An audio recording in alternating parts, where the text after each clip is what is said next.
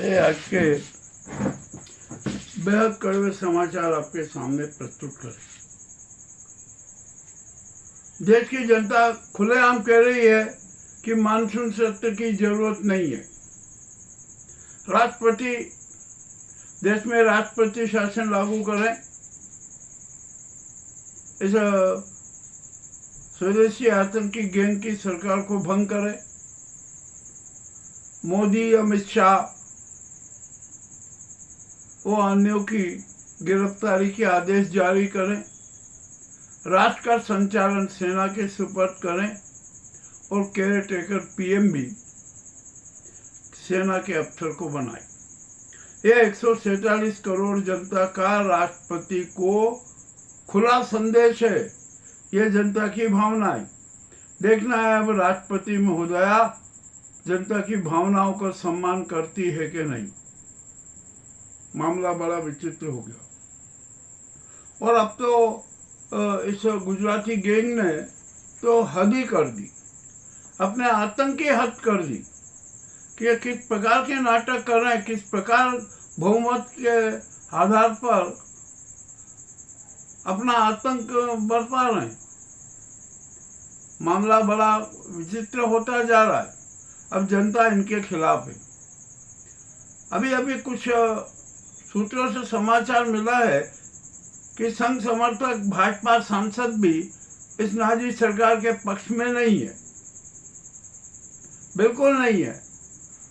मोहन भागवत ने भी शायद ऐसा निर्देश जारी कर दिया है।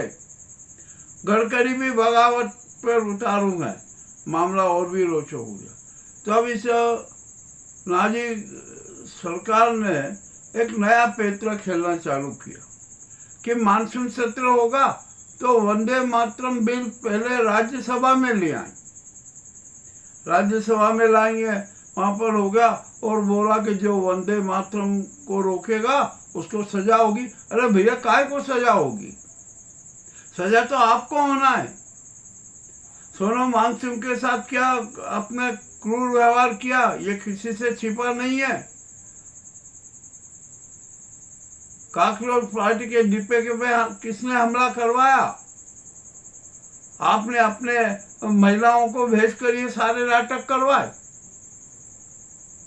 और क्या सोनम वांगचुक को किस तरीके से रात को उठाया गया, ये भी बड़ी एक क्रूरता की बात है। आप ये नाजी सरकार बताए कि कौन से हाई कोर्ट ने ऐसा आदेश दिया था कि सोनम वांगचुक को हटाया जाए अनशन स्थल से। उन्होंने तो यह आदेश, कोर्ट ने कहा तो यह आदेश था कि सोनम वांगचुक के स्वास्थ्य पर ध्यान दिया जाए और जो उपचार उपलब्ध कराया जा सकता है वो कराया जाए। उठाने की तो कोई बात ही नहीं थी। किंतु वहां पर एक बड़ा भयंकर जमावड़ा हो रहा था जनता का, तो उससे ये मोदी और अमित शाह डर गए।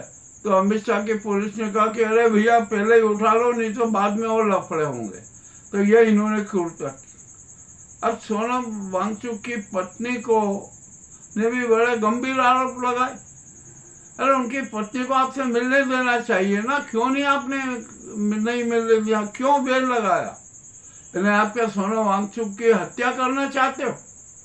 ये भी मामला बड़ा विचित्र हो गया। अब तो देश के विपक्षी दल भी है ना, इस नाजी सरकार के खिलाफ हो गए और एनडीए के जो समर्थक है वो भी इनके खिलाफ हो गए। अब भाजपाई मंत्रियों ने तो बिरला का भी अपमान कर दिया। अरे अभी तो और ज्यादा अपमान होना है, अभी कहाँ हुआ है? अपमान तो बहुत बड़ा होगा और ऐसा अपमान होगा कि बिरला जी आप भी याद रखेंगे। मामला और भी बड़ा गंभीर होता जा रहा। अभी देश की स्थिति और खराब हो गई है। राजनीति और धर्म के पंडे और गुंडे किस प्रकार इस देश को तबाह कर रहे हैं, किसी से छिपा नहीं है। अब तो जनता क्रांति पर उतरेगी और इस स्वदेशी आतंकी गैंग, संघ और विप और जो सांप्रदायिकता फैलाने वाले तत्व हैं, इनके खिलाफ जनता उतरेगी और उनको सजा देगी। मामला और बढ़ता जा रहा है। यहाँ पर इनको किसी को परवाह नहीं जनता की, अपनी मर्जी के चाहे जो कुछ कर रहे हैं। और भी बड़े बड़े मामले उजागर हो गए हैं। एसआईआर पर सुप्रीम कोर्ट का निर्णय आ गया। अरे नागरिकता पर भी निर्णय आ गया कि आखिरकार ये चुनाव आयोग होता कौन है नागरिकता की बात करने वाला। और सबसे बड़ा अपराध तो कर दिया कि जो मतदाता है ना, जो वास्तव में मतदाता है, भारतीय नागरिक हैं, उनके नाम भी आपने मतदाता सूची से काटे। ये सबसे बड़ा अपराध हो गया। यहाँ हार्ट ट्रेडिंग का कितना खुला खेल हो रहा है। अरे सत्ता के लिए आप सब कुछ बर्बाद करो, प्रजातंत्र को नष्ट करो, संविधान को नष्ट कर लो, न्याय व्यवस्था को नष्ट कर लो। ये सब जनता देख रही है। जनता बेहद नाराज है। और जनता का खुला कहना है कि मोदी, अमित शाह और इसको तत्काल गिरफ्तार किया जाए और गिरफ्तार करके हथकड़ी इनका रिमांड लिया जाए और पूरे देश में घुमाया जाए। देश की जनता इन्हें सजा देगी, न्यायालय तो बाद में सजा देगा। अब यहाँ बड़ी बेचैन हो गई है, इतनी बेचैन हो गई है गुजराती गैंग कि जिसकी कोई सीमा नहीं। अब आपस में ही लड़ रही है, एक दूसरे पर आरोप लगा रहे हैं। राम को लाने वाले राम का चंदा खा गए। अरे अब तो धिक्कार है ऐसे कि इन राष्ट्र संचालकों को। हम यहाँ पर भूकंप की श्रृंखलाएं चल रही। राजनीतिक भूकंप आ रहा है, आर्थिक भूकंप आ रहा है, प्राकृतिक भूकंप भी आ रहा है।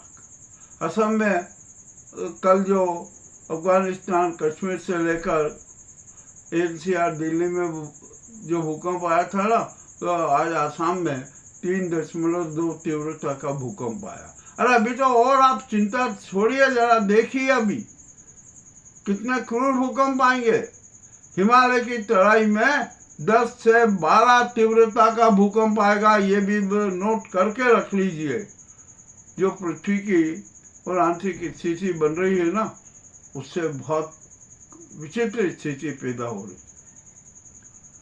अब यहाँ पर मानसून जो हमारा मौसम विभाग जाने कौन कौन सी भविष्यवाणी कर देता है, आधी सच होती है, कुछ सच होती है, बाकी झूठ निकलती है। तो भैया अनुमान भी सही ढंग से लगा लिया करो। अभी अभी मुझे जो मध्य प्रदेश का समाचार मिला कि यहाँ पर मानसून की गति बहुत ही धीमी है और अभी तक के रिकॉर्ड के हिसाब से 11 से 13% मानसून की वर्षा कम हुई है। और ऐसा लग रहा है कि मध्य प्रदेश के 47 जिले सूखे की चपेट में आएंगे। मामला और भी गंभीर होता जा रहा है।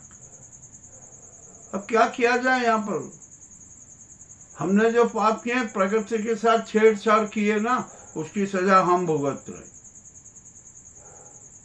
अब तो ग्लेशियर पिघल रहे हैं, तापमान बढ़ रहा है, और भी न जाने क्या क्या हो रहा है। हरे भरे वृक्ष की कटाई जी भर के काटे जा रहे हैं। शुद्ध हवाओं के लिए आदमी तरस रहा है। कोरोना की फिर वापसी होने की बात चल रही है। क्या हो रहा है आखिरकार? अरे अब तो ये मंदिरों में, हर मंदिर में चोरी की घटना, दान चोरी की घटना, सोने चांदी की घटना, चोरी की घटना, और यहाँ तक कि भगवान के प्रसाद में भी चोरी के और डकैती की घटनाएं। क्या होगा इस देश का? मामला और भी गंभीर होता जा रहा है। अब यहाँ पर वैष्णो देवी में कितनी आस्था है लोगों की, करोड़ों लोग जाते हैं। वे शुद्ध चांदी के कोई पायजाब, कोई टीका, कोई ये कंगन, ये सब चढ़ाते हैं। और 20 टन चांदी का एकत्रीकरण चढ़ाव आ गया था, उसको गलाने के लिए भेजा गया। तो वहाँ की रिपोर्ट चौंकाने वाली आई कि आपने जितनी भी जो 22,000 किलो चांदी भेजी है ना, उसमें से मात्र 5-6% ही असली है, बाकी सब नकली चांदी है, और जिसका मूल्य 500 करोड़ रुपया बैठता है। तो आखिरकार ये हो क्या रहा है इस देश में? न राष्ट्रपति कुछ बोल रही है, न सुप्रीम कोर्ट संज्ञान ले रहा है, और भी जाने क्या क्या हो रहा है। सेना के शहीदों का अपमान कर दिया, मगर सेना चुप बैठी हुई है। सेना को तो सड़कों पर इनको गिरफ्तार कर लेना चाहिए। और देश की जनता भी है ना, महंगाई से त्रस्त है, छात्र खेलों से त्रस्त है, इन षड्यंत्रों से त्रस्त है, वो भी अपने स्वार्थ में डूबी हुई है। उसको कुछ समझ नहीं है, क्या करें। उसको तो जन क्रांति के लिए सड़कों पर उतरना है, परंतु उतरने नहीं पा रही है। ये भी स्थिति बड़ी विचित्र है। तो हमारे देश के हालात बहुत नाजुक हो गए हैं। अभी देश की रक्षा तो भगवान ही करेगा, दूसरे सिवाय कोई कर नहीं सकता। चले भाई, थोड़ी विदेश की बात कर लें। अमेरिका घुटनों पे आ गया। ट्रंप को अपनी हत्या का भय सता रहा है। अब सारे नाटो देश मैदान में उतर चुके थे। उधर यूक्रेन ने रशिया को बड़ा झटका दे दिया। उसने एक बंदरगाह बैन कर दिया। रूस परेशान हो गया। हार्मोज पे भयंकर युद्ध चल रहा है। वहाँ की स्थिति भी गंभीर होती जा रही है। अमेरिका ने ईरान में तबाही मचाई। ईरान में भी बड़ा कोहराम मचा हुआ है। आखिरकार ये सब इंसानियत की हत्या करने पड़ी तो आमादा है ना। विश्व शांति की हत्या कर चुके। इजराइल भयंकर संकट में है। इजराइल को अपने अस्तित्व का खतरा जा रहा है। ऐसा लगता है कि अब इजराइल है ना, विश्व के नक्शे से खत्म हो जाएगा। खत्म तो क्या होगा, एक भंगार के रूप में जाना जाएगा। ठीक है भैया, जो भी है देखने क्या होता है क्या नहीं होता है। यानी मानव जीवन संकट में। और सबसे बड़ी बात तो यह है कि संयुक्त राष्ट्र संघ की भूमिका भी समाप्त हो गई है। वो तो मूक दर्शक बना हुआ, देख रहा है कि क्या है क्या नहीं है। तो वैसे राष्ट्र संघ से भी क्या मतलब, उसको भी भंग कर दो, क्या दिक्कत है, कर लेना चाहिए। यानी कुल मिलाकर विश्व में है ना महाविनाश की स्थिति पैदा हो गई है। भारी नरसंहार हो रहा है। मौत का आकाश में मौत की चादर फैल गई है। बस मौत की वर्षा होती है, चाहे जब चाहे जैसे वो हो जाए। हमारे देश के और विदेश के हालात बहुत नाजुक हो चुके हैं। मानव जीवन संकट में आ गया है। अरे अब तो जिंदगी जीना कठिन हो गया है भाई, क्या करें।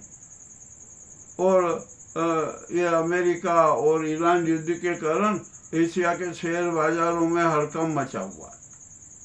क्या होगा क्या नहीं होगा, किस समय कितने क्या हो जाएगा, कुछ भी कहना कठिन है। अब ईरान ने अरब राष्ट्रों पर भयंकर हमले कर दिए, तबाही मची हुई है, वहां भी कोहराम मचा हुआ है। तो आखिरकार ये होगा क्या, ये कौन रोकेगा, कौन शांति स्थापित करेगा।